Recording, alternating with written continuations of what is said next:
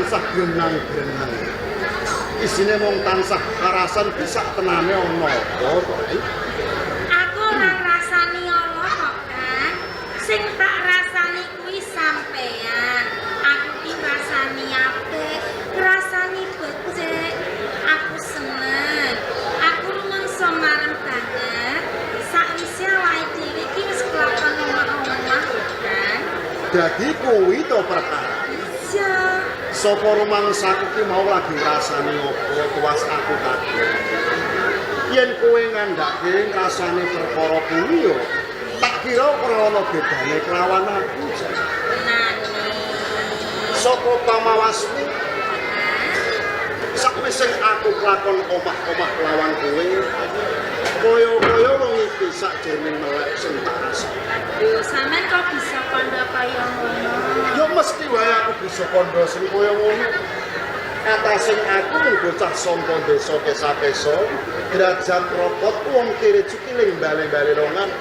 Ning ewa semono kelakon sesandingan kelawan kowe. Kan? Lho sampean kok kandha yen sampean ki wong bocah saka desa.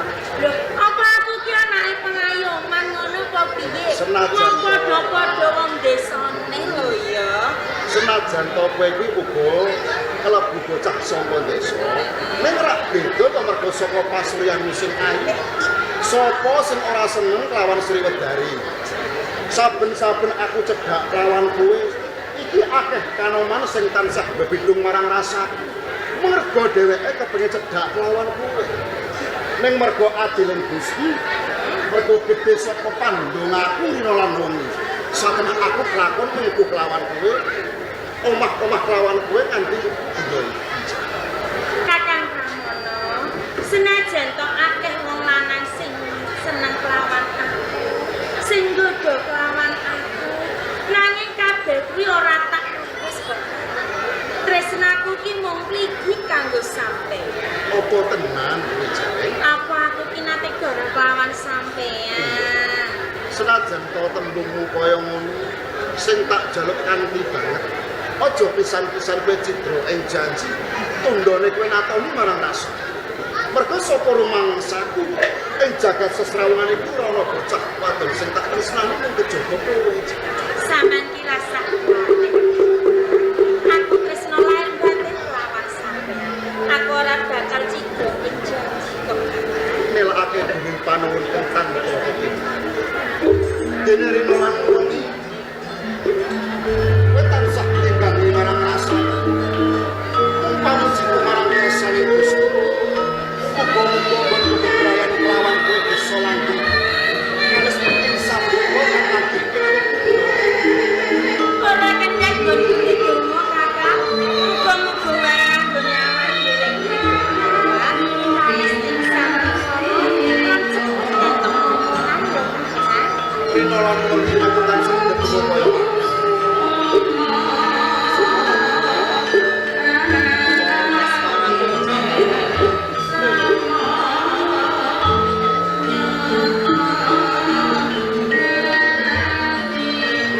saben-saben aku aduh lawan sakjroning atiku selak temu cedhak lawan kowe. Kaya-kaya aku ora bisa nginggang sarambut lawan kowe.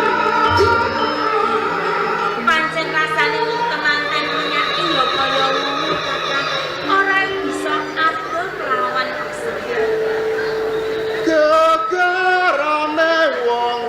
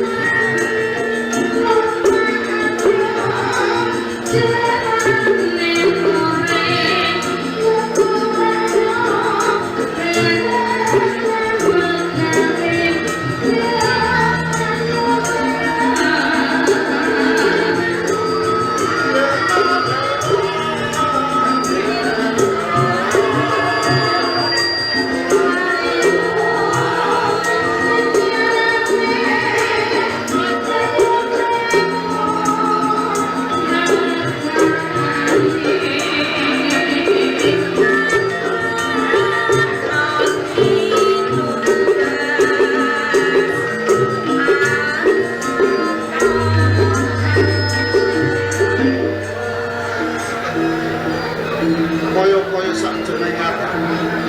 Saben-saben cekak kelawanku. Selak kemungkinan kudu aku cemat katresnan. Rino lan wengi dimatur kelawan kowe. Wong sing ngerti Muga gonggonku omah kelawan kowe tansah bebrayan tanah irung. Kales ngerti bisa. kaya Pergi pancen aku tresna. bola-bali aku kondo kelawan sampeyan Kakang. Yen karana wong lanang liya sing tak tresnani kejabos. Mumpung iki ana kalung aku lan aku. Kaya ayo Kakang, ora usah dadak kesel.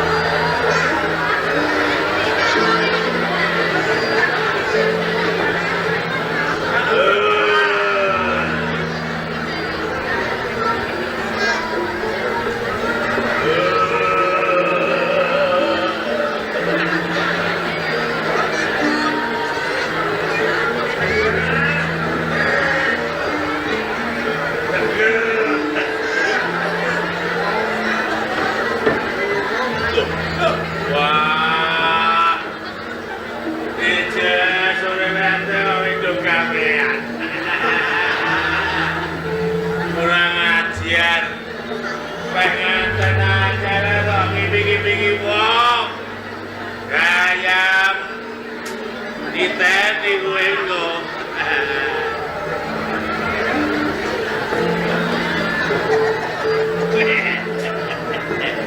Wah, sing wedok irunge bangir.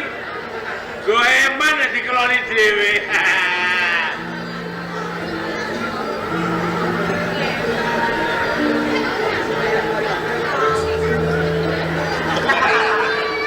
Ya, ada beli gendul.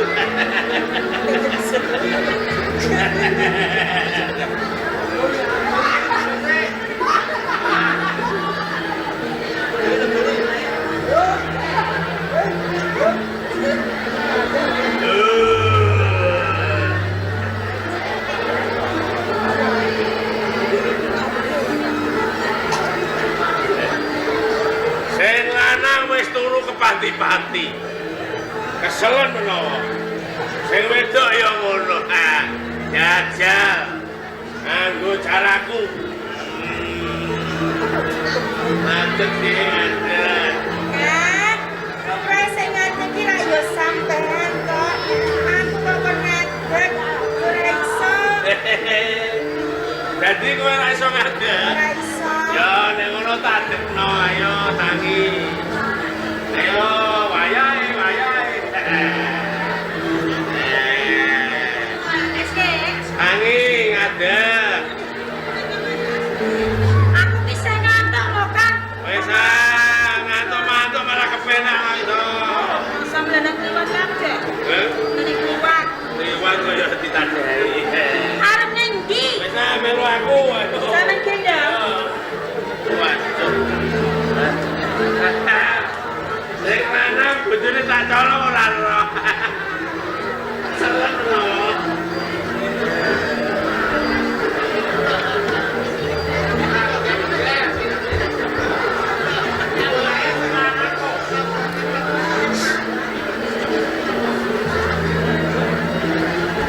Sriwedari. Sriwedari. Sriwedari. Loh, loh, Sriwedari. Sriwedari. Mbak.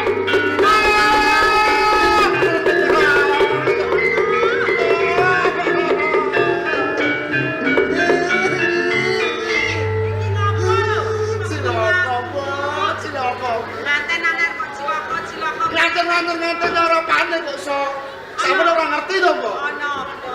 Bojoku ilang, Mbok. Aja guyon. Guyon-guyon Bojomu ilang barang itu, Le. iki mau tenan jare, Mbok. Ya bojomu gak bakal ono ya, Le. Pancen iki mau bojoku turu karo aku. Ayo.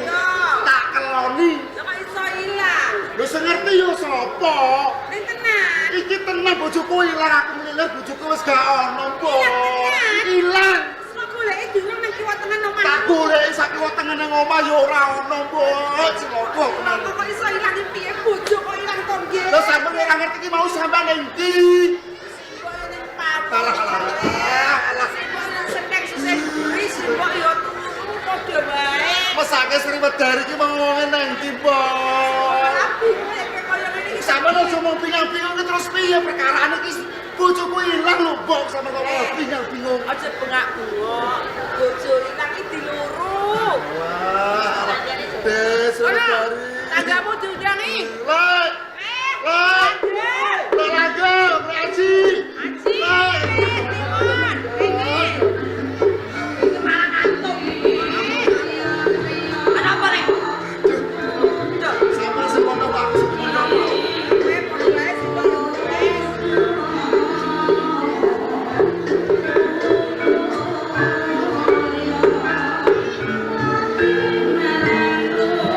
Janjane iki ana apa to? Ya simbok iki arep njaluk sambat, njaluk tulung karo awakmu kabeh kuwi. Oh, ngono. Njaluk sabiyantumu yo Le yo. Oke. Siap. Lho kok njaluk sabiyantu apa kok kauke? Lah sabiyantune apa? Lho sampeyan iki aja mung oke-oke boko to. Sampeyan iki ora ngerti perkarane. Mbok iki ciloko iki gawat tak kandhani. Gawat tenan. Gawat. Apa? Bojoku Hah? Sriwedari Sriwedari iki ilang, Lek. ilang. Umume sing ilang ki bondo donya. Lah kok bojo ilang ki kira umum. Lah sing ngerti ki yo sapa? Saiki ora usume. Bojo ilang wis usum. Mosok usum. Iki sembrono bojo ilang. Iki mau ora ngene to, Lek. Nggih. Aku karo bojoku Sriwedari iki mau lagi wae mapan turu. Panduru. Lah wetengku ora krasa ngeleh. Lah karepku aku arep mindho lho tak goleki kok bojoku ora ono. Wah. Tak goleki nang sentang ora ono, ning mburi ora ono, sakiwa tengene omah ya ora ono. Bojoku Sriwedari iki ilang, Lek. Jaluk tulung ya Le yo. Iki Joko Pramono iki diwangi-wangi golek bojone. Sadurunge adoh malinge. Piye? Ujung. Doyak ya. Doyak saiki. Ngono. Wis datang ke sini. Ayo. Dadi kira-kira kabeh kan omong iki sampean kromo. Amarga wis sapetara suwe nggonku goleki lawan bojoku. Sing bisa tak sambati ora ana liya ya mung sampeyan. Mula sampeyan kabeh kudu gelem bantu kelawan aku goleki karo bojoku nganti sak temune bojoku ya, Lek. Sampeyan rasa kuwatir. Para kanca-kanca iki wis siap siaga. Wis siaga. Wis padha siaga. Wis siaga. Yen pancen wis padha siaga ya aja dadak ngenteni suwe. Sing duwe gajah kae digawa gajahe, sing duwe jaran ayo digawa jarane. Umpama duwe sapi apa kebo digawa ya ora apa-apa. Pinangka kanggo tumpakan. Bareng-bareng. Lho, Nek wedhus nek wedhus iki ora kuat ditumpaki. Nek sampeyan aja lali lho, Lek. Karo nggawa bedama. Jagani iki mengko nek sak wanci-wanci ketemu karo pawongane sing nyolong karo bojoku. Dadekno gelut iki cilaka mbahayani. Mula nek pancen wis padha siaga, budalke, Lek.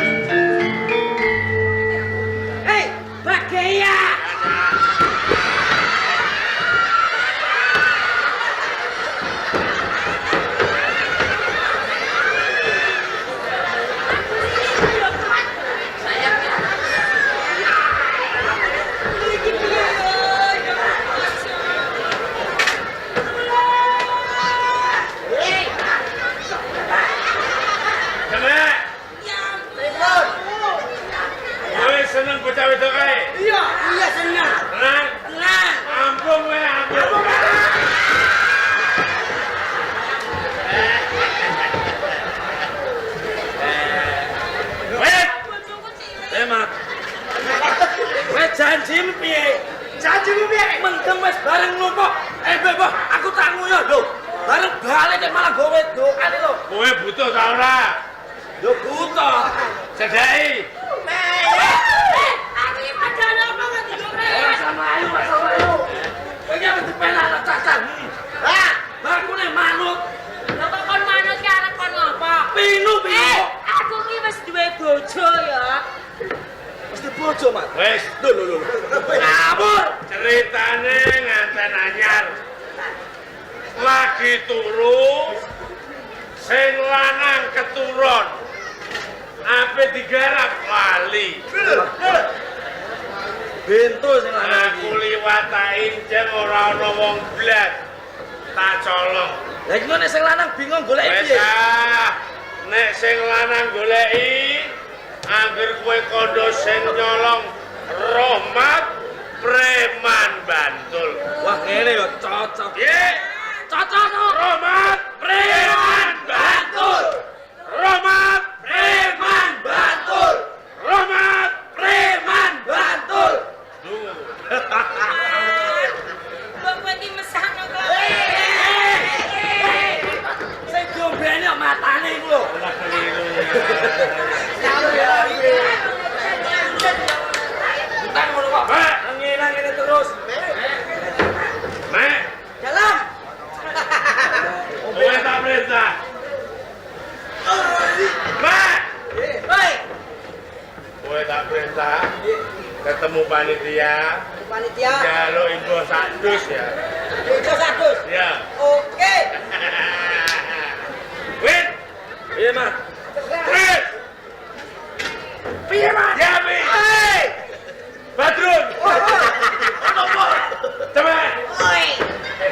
Kowe urung ngombe mendem kok.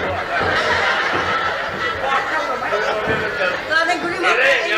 Piye? Sing penting kok tak bagei. Beres. Piye-piye sing nyolong aku tak dhisik. Trimo sing lanang. Oh nek ana bojone teko rene, pokoke adepi kowe sik. Apa prone karo bocah? Oh kondo. Sing gawa bojomu, Rahmat preman Bantul. Rahmat preman Bantul. Rahmat preman Bantul. Aduh. Oke.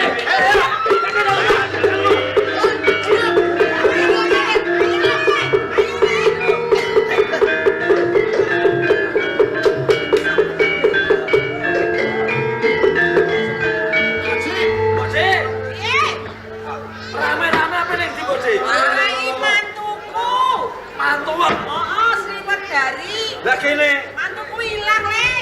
Bener, Le. Bojoku Sriwedari ilang. Patahe gege ora ilang. Ora ilang piye? Kok paling sampean dilimpe, kok gege ganjil karo bocah lanang. Aja sembrono. Ayo. Aku karo Sriwedari ki nganten anyar. Padha-padha tresnane. Prasasat sehidup semati. Woi, sembrono. Lah nganti ilang. Kowe aja ngapusi. Mantuku mau ilang.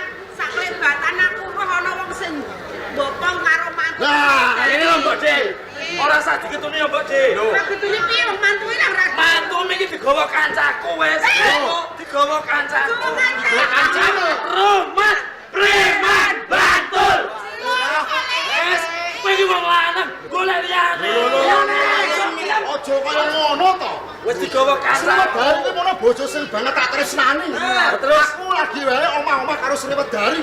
Lah kok kepenak temen tembungmu. lah wis digawa kancaku. Ngandani yo. Piye, Bu, Dik? Aja nganti digawa wong liya dijamah wong liya. Diwerani tatanane nyawa. Nah. Lah karepmu iki terus piye, Mbok? Ya